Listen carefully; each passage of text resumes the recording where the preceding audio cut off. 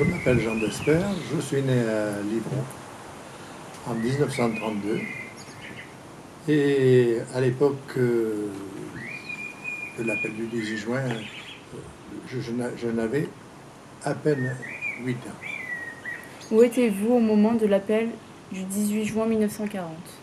Alors au moment de l'appel du 18 juin 1940, à mon avis, mon grand-père qui avait été prisonnier de guerre avait amené ma mère et moi-même dans le sud, à Malmort-sur-Durance, où on y est resté quelques jours. Donc je pense que l'appel du 18 juin a été dans ces moments-là et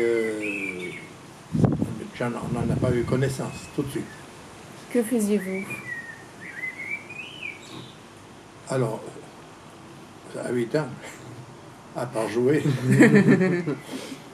on allait bien sûr... j'ai quand même un souvenir qui est assez...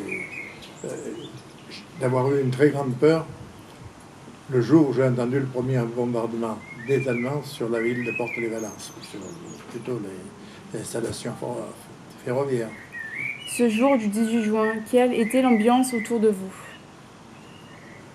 Alors, j'étais dans une ferme qui...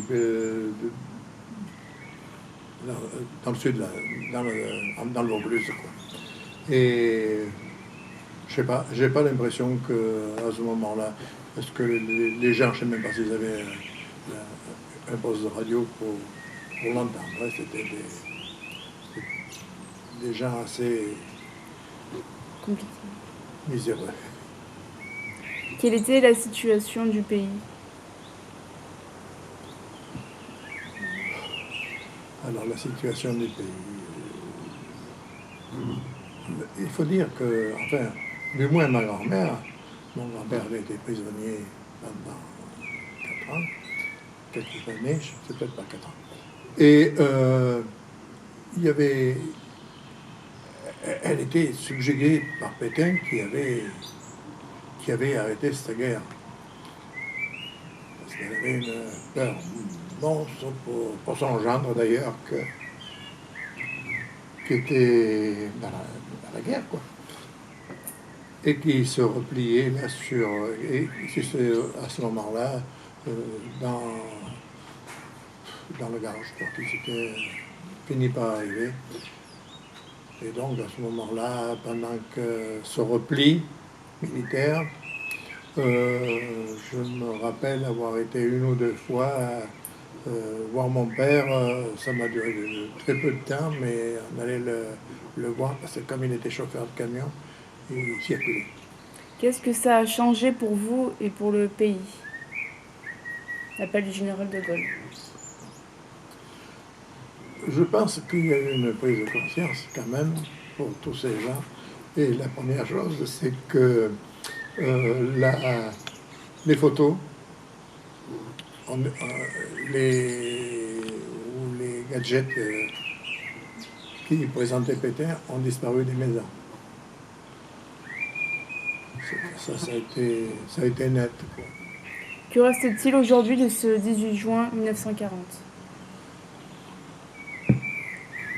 Alors, je ne sais pas ce qui se passe sur l'Ardèche, là, mais dans la Drôme et dans notre canton, il y a une cérémonie qui se passe toujours le 18 juin et qui est au monument au mont qui est sur la commune de Mirmande, des résistants et des Américains qui ont été tués, des morts pour cette libération. Et dans quelles conditions vous vivez dans cette époque-là? On était à la campagne, bon, on était content quand mon père est revenu, hein, mais puis on a continué notre train-train. Je me rappelle que, bon, assez rapidement, il y a eu qui ne sont pas restés longtemps d'ailleurs, mais quelques juifs hébergés par mon grand-père. Oui, qui sont restés d'ailleurs, puis certains se sont mariés sur Lyon, sont restés dans le secteur. Quelle profession vos parents Alors, faisaient mes pendant... parents étaient arboriculteurs à Ouais. l'époque, et ça a continué. Mon grand-père était arboriculteur, mon père aussi, et moi, arboriculteur et culture générale. Est-ce que après l'appel du 18 juin 1940, il y a eu du changement dans le comportement des personnes que vous connaissez autour de vous, ou des connaissances Je pense que ça n'a pas été flagrant. Hein. Sinon on a commencé à entendre dire du mal sur Pétain, quoi. Surtout à un certain moment, quand il y a eu la rafle des Juifs, ça a été assez... Les gens ont été assez traumatisés, quoi. Alors, en fait, après, ce qu'il y a, c'est qu'ils écoutaient bon, il fallait se taire, hein. Ouh là là, c'est qu'on est des grands-parents, ou mon père écoutait la radio anglaise, donc, et c'était papon, papon, papon, c'était totalement... Il y avait un bruit comme énorme là-dedans, qui était fait pour pas qu'on entende ce qu'ils disaient. Alors il fallait vraiment prêter l'oreille. Alors il fallait se taire et écouter. On avait le droit aux informations anglaises tous les jours. De Gaulle, vous l'avez entendu Non, on n'a pas. Après, forcément, ils en parlaient. Hein.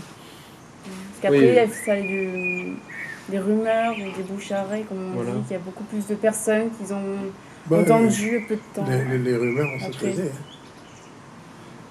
Il fallait faire attention. Il y avait quand même des collaborateurs. Hein. Vous aviez dans le milieu, dans tous les milieux, il y avait quand même des collaborateurs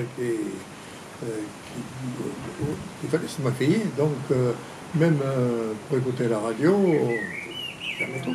Merci d'avoir répondu à toutes nos questions. C'était avec plaisir.